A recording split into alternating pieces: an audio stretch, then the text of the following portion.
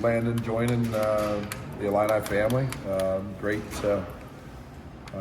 moment for us, and hopefully a great moment for him and his family. Very excited about his future and his continued growth on the basketball floor here, and young man that fits us, very athletic, very physically big and strong, fits the positional size and shooting, and then a very, very good athlete. So excited to have him on board, and look forward to to his time and following him throughout the season. Plays on one of the best teams in Iowa, and should be in line for a great season. So obviously feel good about the outcome the other night.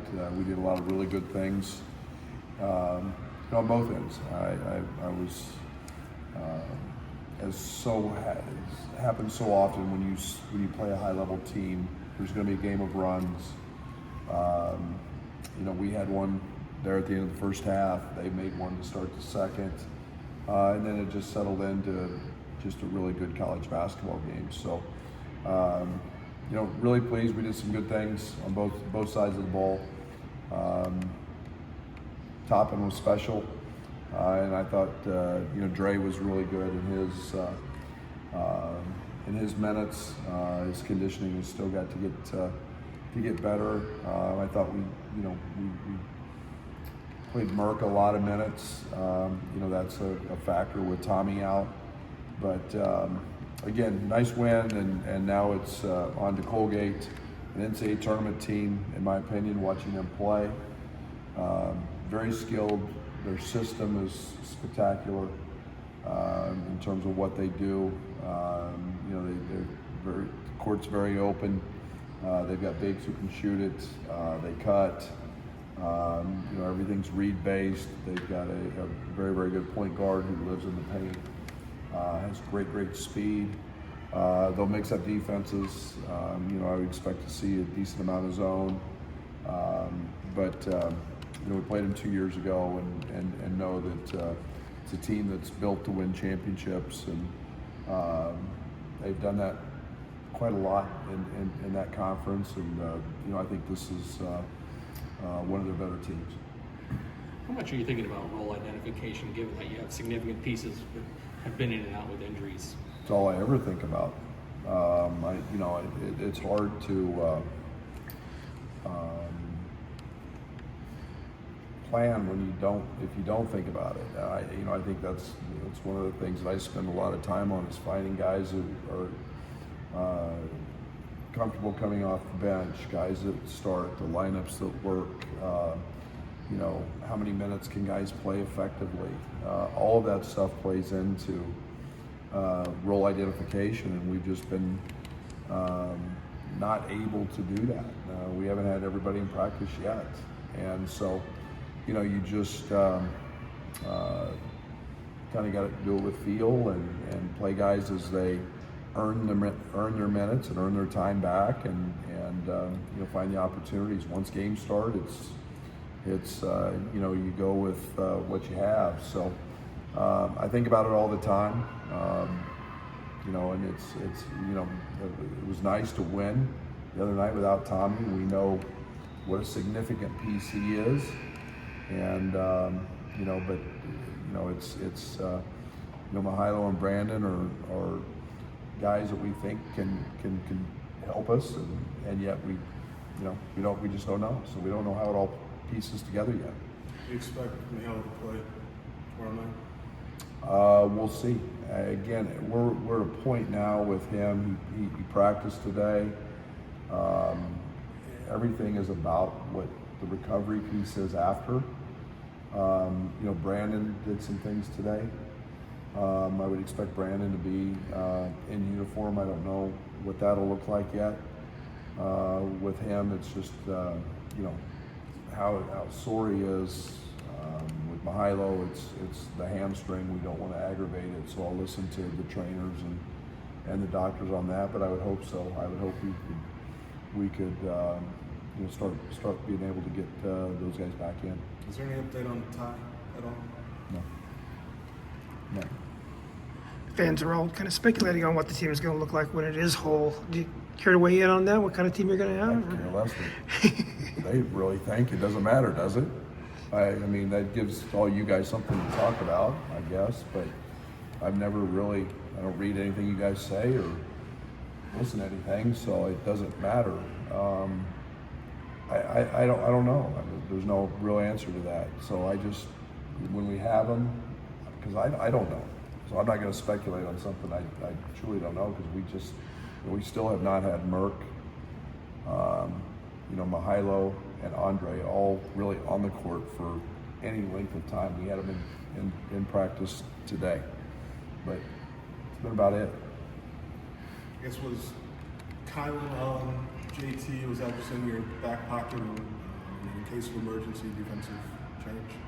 Well, it's a nice advantage to have. We knew if we needed to switch, we could do that. Switch that ball screen was something that we had practiced a lot. We talked about a lot. We saw Bam guard Cooper last year, and there was some success with that. So we feel comfortable. Bam's strength allows him to do a lot of different things, but that was what was called for, and we had practiced it and knew that it was something that became apparent we could do that because Dre was guarding Anderson on the ball and had some success. Does Cam give you a little extra insight into the Colgate prep? Yeah, I think he knows him pretty well. It's a unique situation for him, and he's obviously so much respect for that program and working there, and the relationship's great, and he's he's been a cog in what they're doing and for a while, and so you don't make too much out of that, in terms of there's some familiarity obviously with players, but every team kind of gets their own identity, and you take it. This is a good basketball team. They took Michigan State right down to the wire, and like you said, you can tell they're built to win, and they've done that at a pretty high level. Going back and looking, Jaylen Cox came off the bench for them a couple years ago. We played him. Now he's their guy. What have you really noticed about him? Speed. He's got great size. He's got great speed. He gives them a really kind of a one-man fast break at times. But he's a guy that very willing passer. He's got a terrific mid-range game. He's a challenge to stay in front of, and yet with pick and pop bigs, you've got to respect him, and you got to be able to contain three-point shooting from their bigs, and they do that at a very high level. So. He's the engine that drives him. There's no doubt. He's a very, very good player. What does growth look like for David and building on what he's done so far? Yeah, I thought he played a little sped up the other night. I think it's continuing to understand scouting and what teams do to him. We're putting him in a lot of different positions, a lot of different places. He had a really good segment in the game the other night where we put some isolations on him. He's a very willing passer, and he overpassed. He had opportunities to go score the ball one-on-one and didn't. But I just think as teams scout him and he sees different matchups, whether it's a guard on him, whether it's a big on him, his game's going to continue to mature, and we got to help him through those things. Make 17 threes in game one and then 0 in the second half on Tuesday and still be effective. What does that say about your offense, the different ways that you can beat teams? I hope it's a good thing. Texas Tech's unique. They don't get into a lot of rotation. I think it's just speaks more to playing the opponent than playing a certain way. I think it's again, Tech does a great job of staying out of rotation, so they don't give you those shots. There's a lot of switching. There was do a great job of warring over screens, so you don't get a lot of that.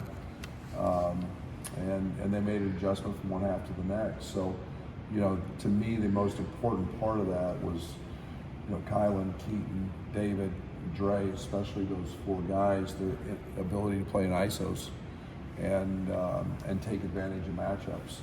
And we've spent a ton of time working on that aspect of basketball this summer. And, it's one of the things that we had to get better at. So, I hope it shows growth, and we've got multiple guys who can be effective in those types of situations. Andre seemed to handle the long minutes both games pretty well. How do you feel on Wednesday? And not really. He played more minutes than I would have expected him to play. He was gassed, and he asked multiple times to come out. The timeout was for him in particular. Making sure that he was in a good spot. The timeouts came at the right time. I was excited for him that he got through it. But I think that was, you just don't do nothing for 7 or 8 weeks and expect to be great. But he got through it. He was effective, and I think we'll still got a 2-3 steps yet to get to be effective, to play both ends. His rebounding effort was really low, his percentages, and that's conditioning. And we've talked about that, but all that'll change with reps and minutes. The metrics that Ken Palm like you right now, are they meaningful to you 3 games in? It's probably a little early.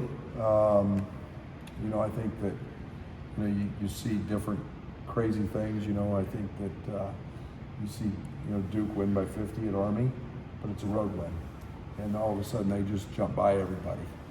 So you say I don't pay attention to them. It'd be not telling the truth. I do, much more than the polls. But you start to see trends. But most teams haven't been on the road. A lot of your high major teams haven't been on the road yet.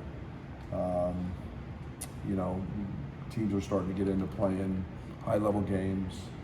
All of that's adjusting. We're still playing without Tommy. So I think there's so much basketball to go. It's nice to be up there, but it's a long season and a lot of metrics left to look at. About Landon, talking with him, he said that he played this summer with our firm. He had to figure out how to play outside the post because he's not going to just post his 7-footers. What did you like about maybe that newer aspect of his game? Yeah, it's just great versatility. He's a very willing passer. He's got great feet. He can really move defensively. That's what I was probably the most impressed with, his ability to guard others, not just 5 men, because he's the biggest guy in his high school team, or he wasn't on his AAU team, but he's going to be a terrific shooter. He's a great passer. He understands the game.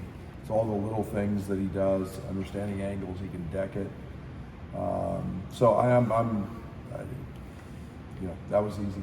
That was watching his skill set and seeing his versatility was pleasing. Seems like it's been a process over the last few years. Coaches trying to figure out what role high school recruiting plays, along with the portal and Europeans and all that kind of stuff. Have you figured that out? Which direction you want to go? Or? Yeah, both. I think that there's a tremendous value in freshmen. I think that as we settle into rev share, and seeing what that looks like, the continued development of freshmen, and maybe the rev share numbers go up for them as they develop and stay in your program. But I do think there's always going to be some value in age and experience. And I think there's as you take young guys and they declare for the draft or they move on, it's going to be one way. The portal especially is going to be one way to get healthy again, so to speak, in terms of the recruiting side of things. But I think with Europe, with international kids, not just Europe, but international kids, high school kids from the States, the portal, we have some avenues that we're going to be very active in recruiting. So it's going to take all facets of that to build a great program. I think Dre only took and made one mid-range jumper on Tuesday, but it looked pretty smooth and natural. Like, where does that fit? 'Cause I know you talk a lot about shot selection heading into the year. Where does his mid-range game fit in there? Well, he's got a terrific mid-range game. It's what he's lived on, and I think that there's been we have an understanding he's going to take some of those. I think the biggest challenge is us trying to get him to understand when to take those. 22 or 23 on the shot clock, we don't need that. And he takes those late. He's a guy who can go make those. We're a little more willing. I would love to see his free throw attempts up.